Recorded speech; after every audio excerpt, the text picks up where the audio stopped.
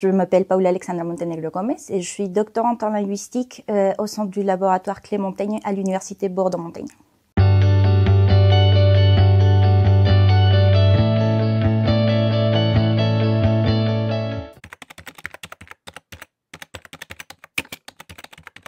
J'ai fait une licence en philologie française. Voilà pourquoi j'ai appris à parler le français. Et après, j'ai fait un master en pédagogie et didactique pour l'enseignement des langues étrangères en Colombie. Après ça, j'ai commencé à enseigner. Donc, j'ai enseigné en primaire, en secondaire, et après à l'université. J'étais enseignante de pédagogie et didactique à l'université Javeriana et à l'université EXI. Et j'étais aussi enseignante de français langue étrangère à l'Alliance française de Bogota. Après, je suis venue en France pour faire un master en linguistique à l'université Bordeaux-Montaigne, justement.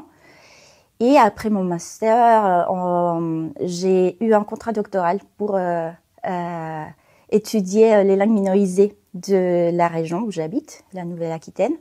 Et en ce moment, je fais mon doctorat.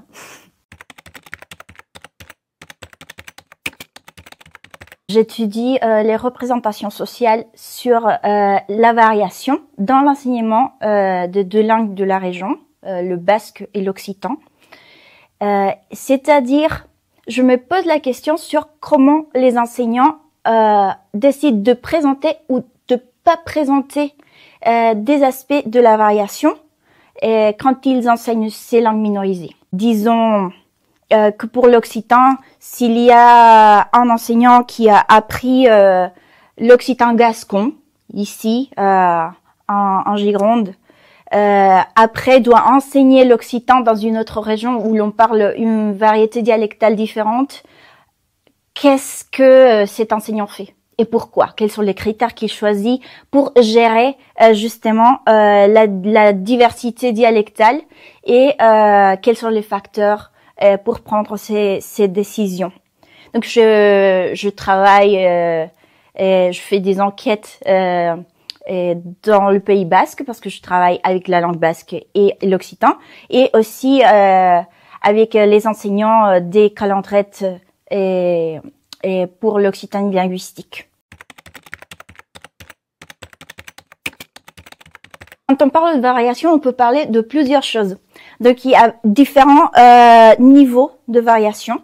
Tu peux parler de variation, par exemple, diachronique, c'est-à-dire comment la langue a changé d'une époque à l'autre. On parle pas le même français que parlait Molière.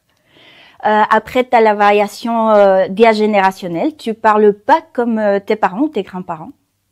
Après, il y a la variation diaphasique. Tu parles pas à tes amis de la même manière que tu parlerais à ton patron, par exemple. Il y a aussi la variation diastratique, ce qui est marqué par notre milieu socio-économique. Et il y a aussi la variation diatopique ou géographique, si tu veux. C'est les différences qu'il y a d'une région à l'autre. Et là, on peut parler, par exemple, pour le français, c'est pareil. On parle du français du sud de la France, mais on pourrait parler aussi du français du Canada, etc. Pareil, pour les langues minorisées, on peut parler de variation diatopique, c'est-à-dire comment d'un dialecte à l'autre, il y a des choses qui changent. Il y a des pratiques différentes par rapport à la politique linguistique, mais ça, il faut tenir compte aussi des conditions socio-linguistiques, parce que le basque est une langue qui répond à ces conditions transfrontalières. Donc, comme au Pays basque Sud, en Espagne, il y a eu une forte politique de revitalisation linguistique qui a été installée. Le Pays basque au nord s'est vu aussi affecté par ces politiques linguistiques. Donc, il y a plusieurs différences. La première, le basque a un standard qui a été créé justement pour cette revitalisation. Il existe le Euskara Batua, c'est-à-dire le basque unifié. c'est la traduction en français, basque unifié, qui a été créé à partir d'éléments grammaticaux et lexicaux des différents dialectes du basque et qui a été créé justement pour revitaliser la langue. Donc cet exercice de standardisation a permis par exemple aux enseignants d'avoir une référence directe et d'enseigner une variété du basque et dans les écoles. Ou au moins c'est ce que j'ai vu jusqu'à présent avec les enseignants avec qui je travaille. Pour l'occitan, il y a pas un standard déclaré.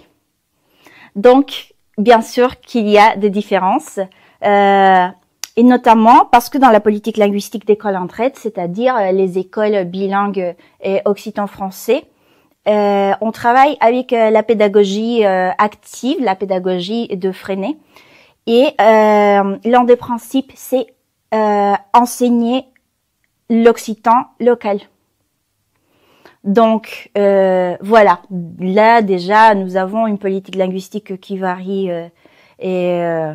bon en ce qui concerne la variation, mais on pourrait dire de toute façon que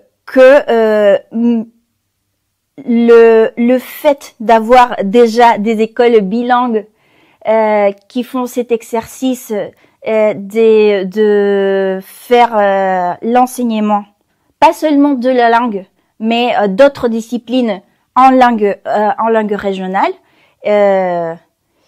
est quelque chose de très important et d'exceptionnel. Et même si la politique linguistique est pas la même, l'exercice est très important.